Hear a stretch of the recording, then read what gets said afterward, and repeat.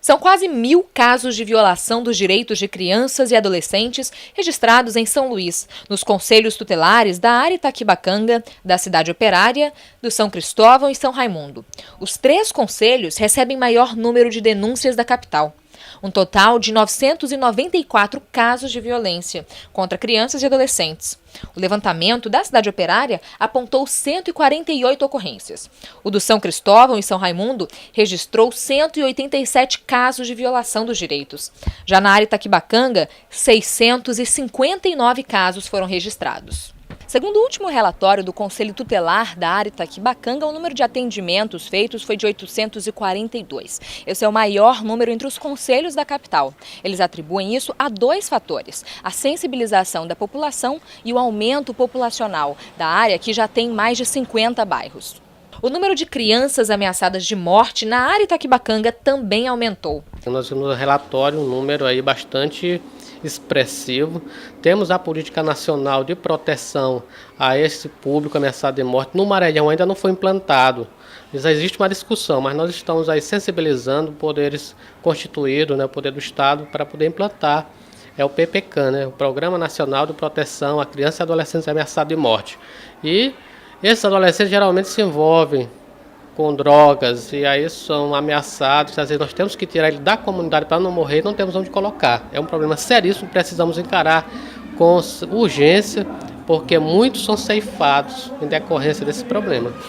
O levantamento, feito de forma manual, ainda não foi concluído, mas o crescimento do registro de violações, segundo o conselheiro, não implica em um aumento do crime. Trabalho bastante árduo, porque nós não temos ainda tudo sistematizado. Então nós temos que pegar ficha por ficha, conferir caso por caso, pegar cada característica da criança, porque às vezes em um atendimento tem várias violações, às vezes um está fora da escola, mas às vezes quando uma criança, por exemplo, é vítima de violência, nós vamos perceber que aquela criança não tem um registro, aquela criança está fora da escola, então são séries de situações que envolvem um só caso. Os bairros que apresentam o maior número de denúncias são também bairros que têm deficiência de políticas públicas. Por isso, para ir a um conselho tutelar, a criança e o adolescente podem ter sofrido violação dos direitos ou mesmo uma ameaça da violação, como, por exemplo, o não funcionamento da escola. A violência atrelada também ao uso de drogas, nós vemos adolescentes ameaçados de morte, muitos adolescentes e crianças fora da escola, falta de saneamento básico. Então é uma área que o poder público é omisso em seu dever em garantir o direito da criança e adolescente. A gente vê os números altos e o conselho, nós aqui às vezes nos sentimos impotentes diante da extensão e da problemática em atender todo esse número de crianças e adolescentes com seus direitos violados. Em reconhecimento ao trabalho desenvolvido pelos conselheiros tutelares do Maranhão, os deputados estaduais prestaram homenagens a esses profissionais pela passagem comemorada no dia 18 de novembro. A deputada Valéria Macedo é autora do projeto de lei que dispõe sobre a prorrogação do mandato de todos os conselheiros do estado do Maranhão.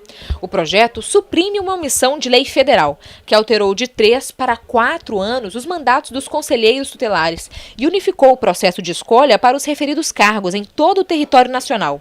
O projeto, que foi aprovado pelo plenário e vetado pelo Executivo do Maranhão, está no Legislativo Estadual para apreciação do veto.